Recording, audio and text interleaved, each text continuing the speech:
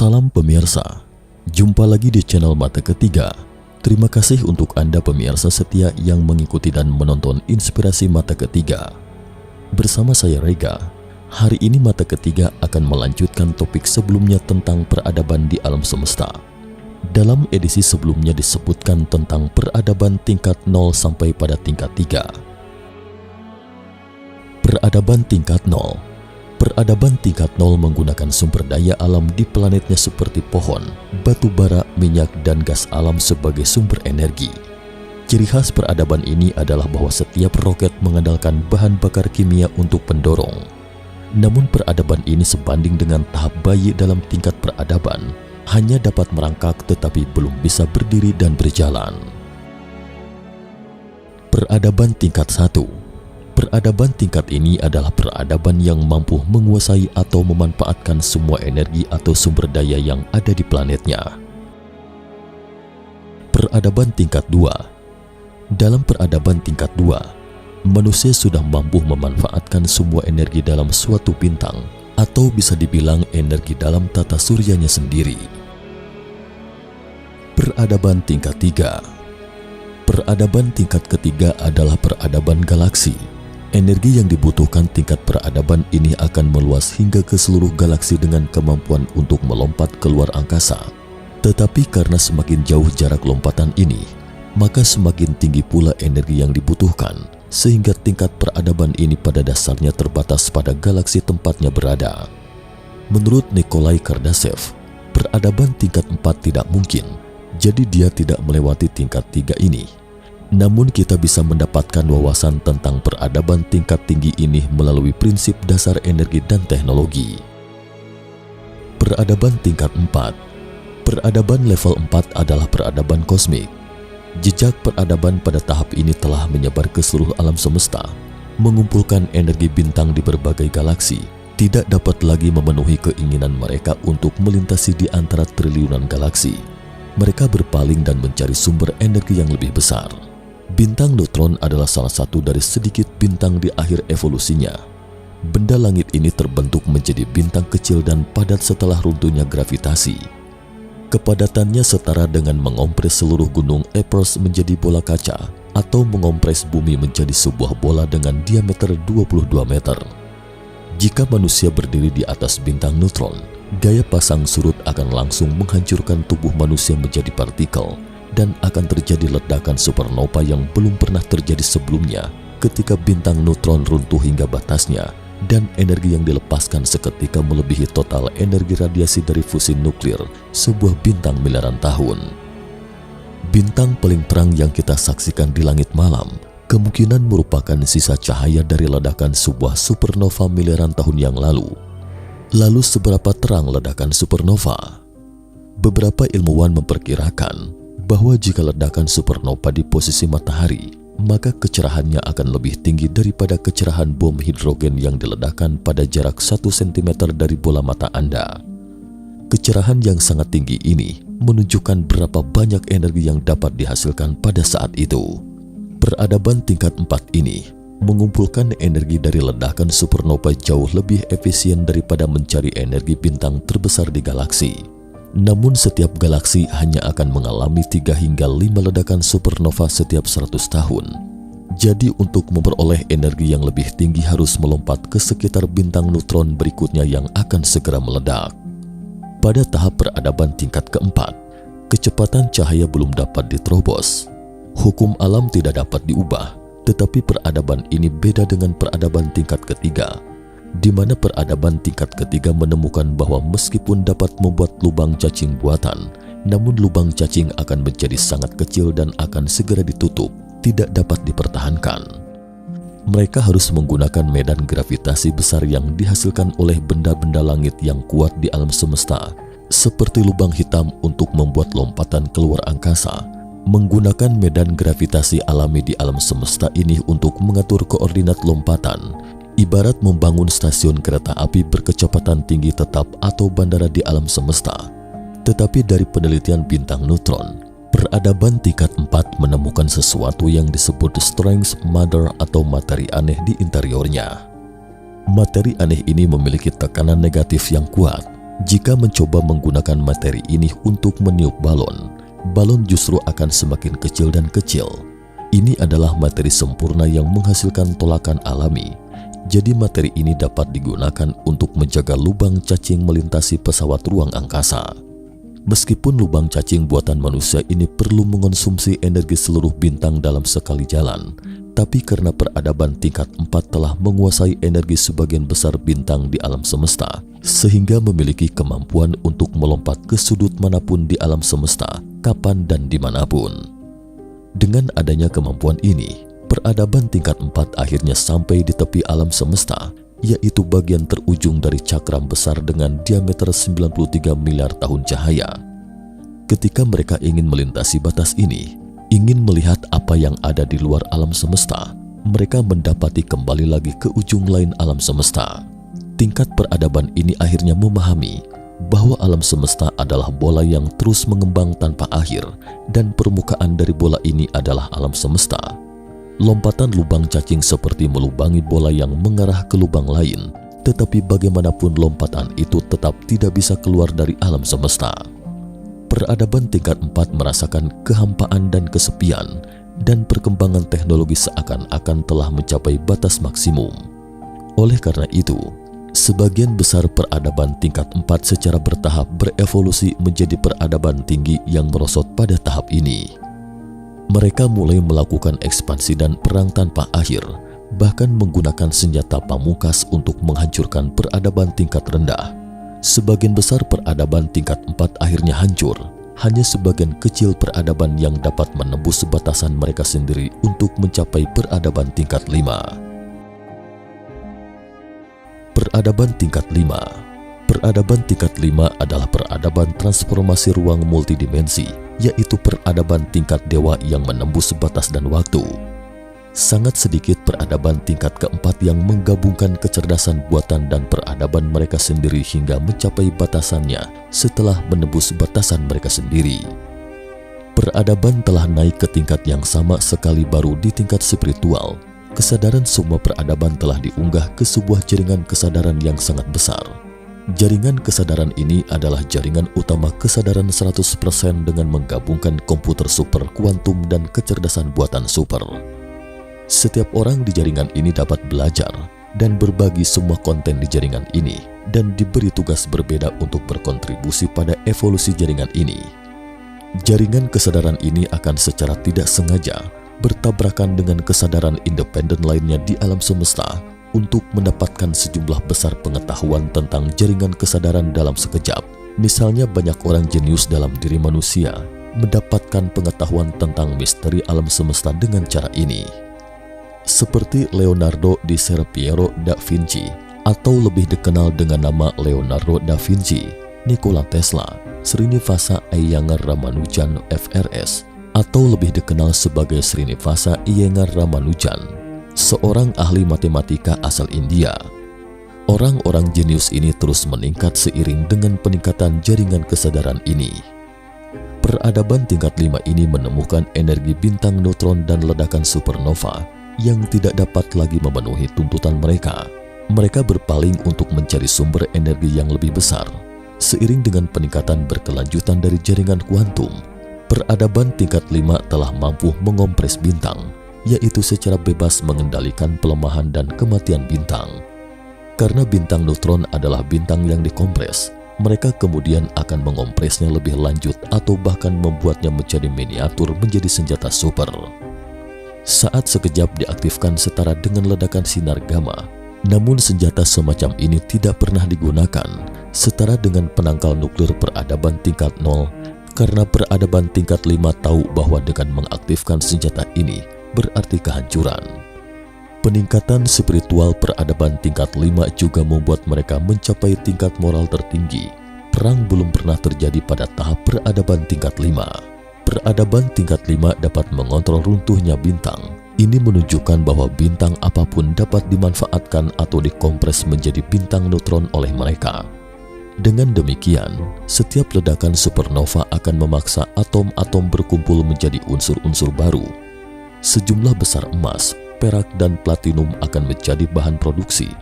Perhiasan emas yang Anda kenakan sekarang berasal dari ledakan supernova miliaran tahun yang lalu. Karena ledakan supernova sangat langka, sehingga emas merupakan salah satu bahan paling langka di alam semesta dalam peradaban tingkat 0 hingga 4. Tetapi ledakan supernova dapat terjadi kapan saja di peradaban tingkat 5. Ini berarti emas akan menjadi materi yang paling umum. Peradaban tingkat 5 mungkin akan menggunakan emas sebagai bahan bangunan biasa untuk membuat bangunan yang kita lihat sekarang tampak megah dan cemerlang. Demi mendapatkan lebih banyak ruang untuk pengembangan, peradaban tingkat 5 mulai menggabungkan bintang neutron dan lubang hitam. Lubang hitam sebenarnya adalah benda langit yang sangat umum di alam semesta. Hanya satu galaksi saja diperkirakan terdapat lebih dari 100 juta lubang hitam. Tetapi penggabungan yang terjadi secara alami antara bintang neutron dan lubang hitam sangatlah jarang.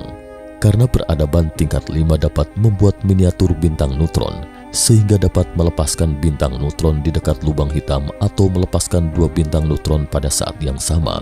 Dengan demikian, penggabungan bintang neutron dan lubang hitam akan menghasilkan peristiwa ekstrim tertinggi di alam semesta. Energi yang dilepaskan setara dengan energi yang dilepaskan oleh ratusan juta bintang. Tingkat energi ini akan sangat memenuhi kebutuhan pengembangan peradaban tingkat 5. Selain itu, peradaban tingkat 5 juga akan mencoba mendapatkan energi dari benda langit paling menakutkan di alam semesta, kuasar. Benda langit ini dulunya sangat dihindari oleh peradaban tingkat 0 hingga 4, karena apapun yang dekat dengan kuasar akan diserap olehnya, tidak terkecuali lubang hitam. Kuasar sebenarnya adalah inti aktif sebuah galaksi, setara dengan gunung berapi aktif. Galaksi Bima Sakti kita setara dengan gunung berapi mati atau tidak aktif, sehingga dapat melahirkan lingkungan tempat kehidupan, dan galaksi aktif dengan tipe kuasar ini akan berputar mengelilingi kuasar dengan kecepatan tinggi. Saat bertemu galaksi lain dengan inti galaksi aktif yang sama, di mana jika keduanya bergerak dengan kecepatan yang sama, mereka akan menelan satu sama lain membentuk galaksi yang lebih besar. Inti dari kedua galaksi ini pada akhirnya akan membentuk inti, dan inti utamanya adalah kuasar. Dua kutub kuasar akan melepaskan aliran plasma yang kuat.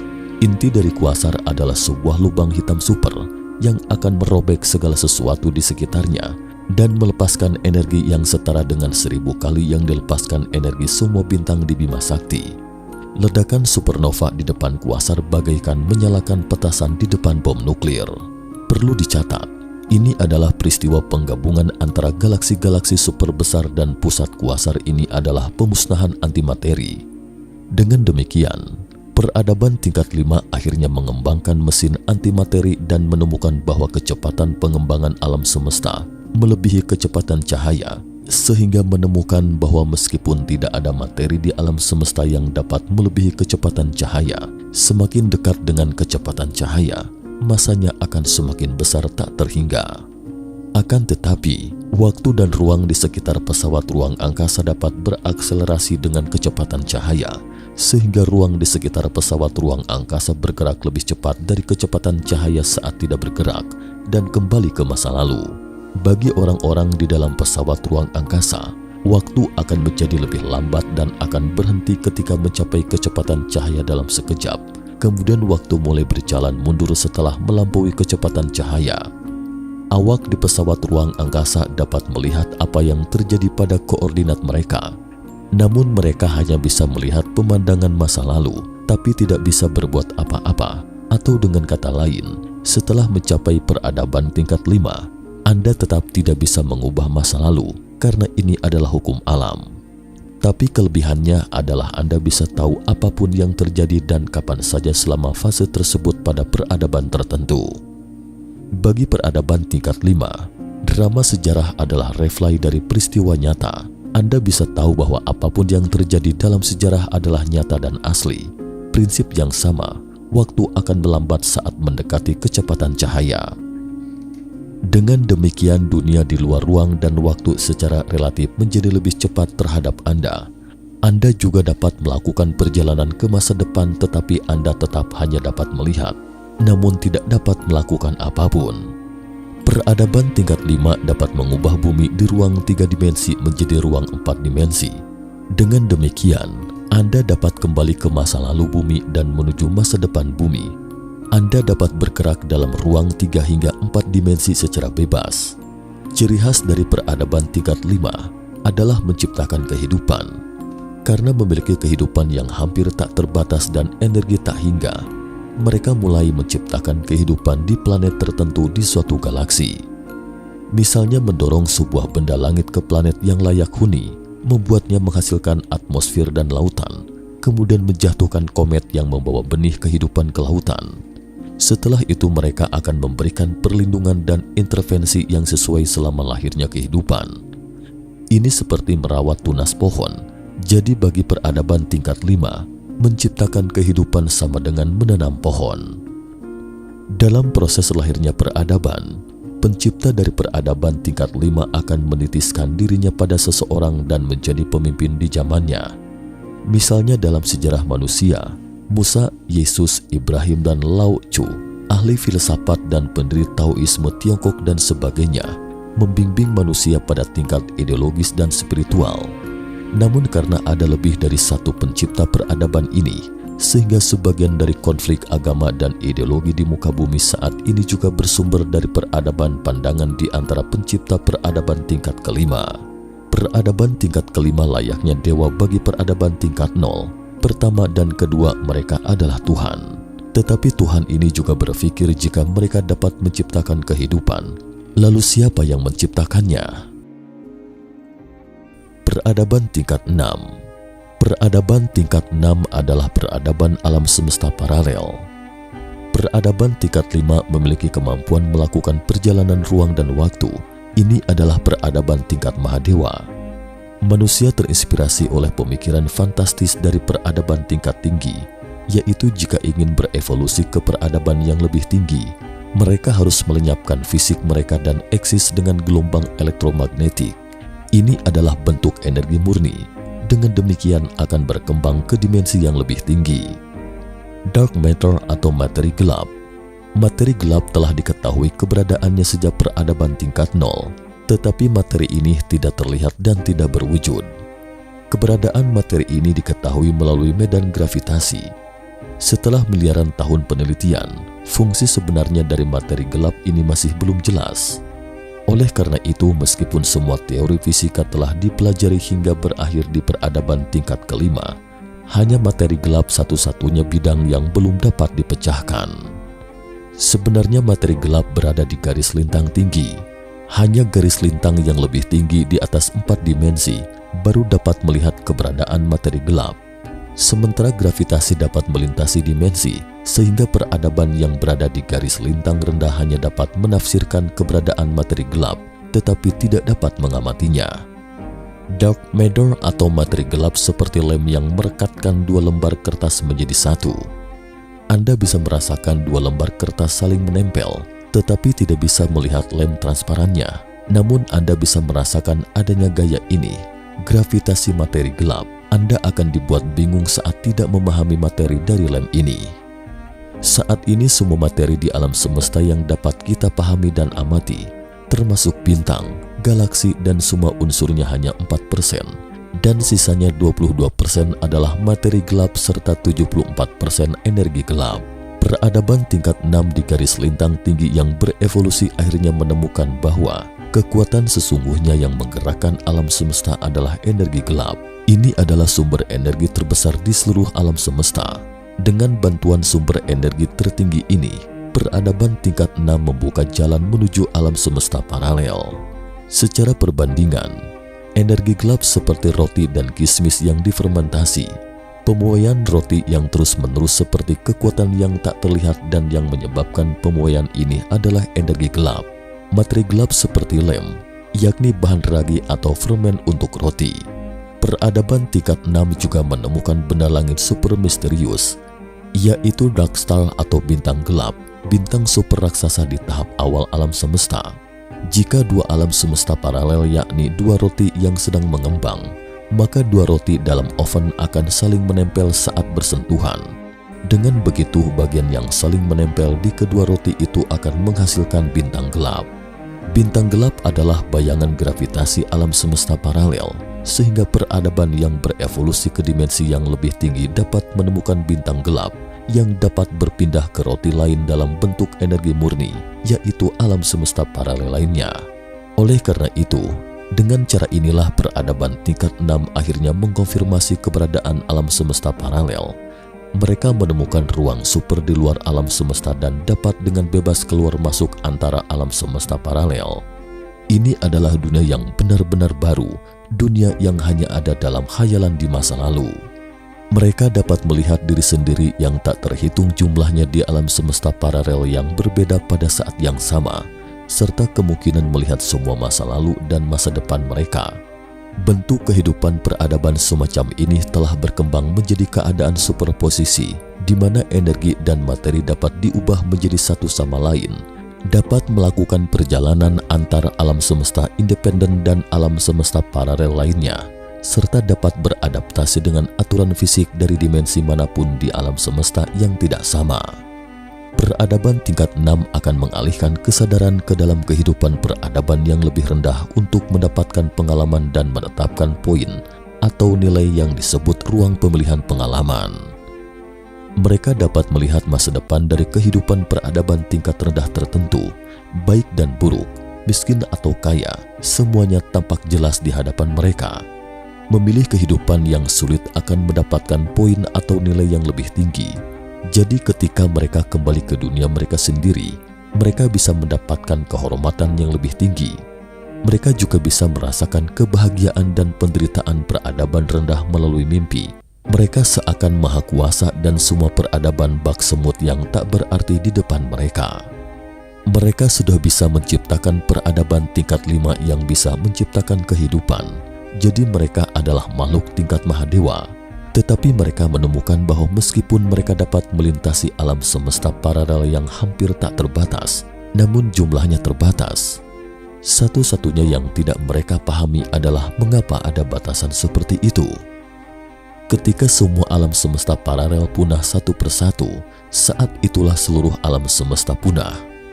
Aturan dari selaksa makhluk adalah dari hidup sampai mati atau dari mati ke hidup. Tidak ada yang bisa melampaui aturan ini, bahkan meski peradaban tingkat 6 sudah eksis sebagai makhluk energi atau makhluk astral yang hampir kekal abadi. Makhluk energi atau makhluk astral adalah bentuk kehidupan teoritis yang terdiri dari energi dan bukan materi. Tapi itu hanya kekekalan di alam semesta dan semua alam semesta paralel. Begitu seluruh alam semesta punah, maka keabadian itu pun akan kehilangan maknanya. Peradaban tingkat 7.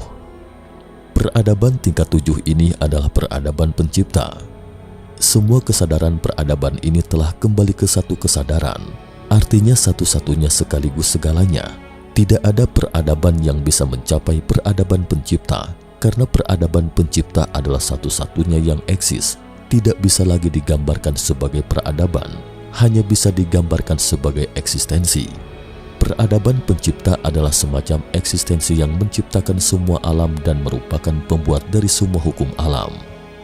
Peradaban tingkat 7 telah merumuskan semua hukum fisika, hukum superfisika, dunia kuantum dan dunia makrokosmos adalah kekekalan yang sesungguhnya. Ia dapat memanipulasi ruang dan waktu dengan bebas. Ia tidak menciptakan kehidupan, ia hanya menciptakan alam semesta. Dari yang besarnya hingga alam semesta, sekecil quark, materi dan antimateri, energi dan energi gelap dan segalanya. Energi dan materi di alam semesta diciptakan olehnya. Ia menciptakan alam semesta di hyperspace ini seperti menyalakan sebatang lilin. Tujuannya adalah menjaga agar lilin-lilin ini terus menyala tanpa henti. Ia bukan Tuhan kita, tapi Tuhan dari segala dewa. Bagi peradaban pencipta, seperti apakah sebenarnya eksistensi mereka itu? Sebaiknya tidak perlu Anda bayangkan, karena Anda tidak memenuhi syarat. Nah pemirsa, demikian ulasan mata ketiga kali ini tentang peradaban tingkat 4 hingga 7. Ikuti episode menarik lainnya di channel Mata Ketiga. Jika Anda menyukai video ini, jangan lupa klik like, subscribe, dan share. Jangan lupa kunjungi selalu channel Mata Ketiga untuk mengetahui informasi tentang peristiwa misterius lainnya. Jika Anda punya usul dan pendapat, silahkan tinggalkan komentar. Terima kasih dan sampai jumpa lagi di episode berikutnya. Salam.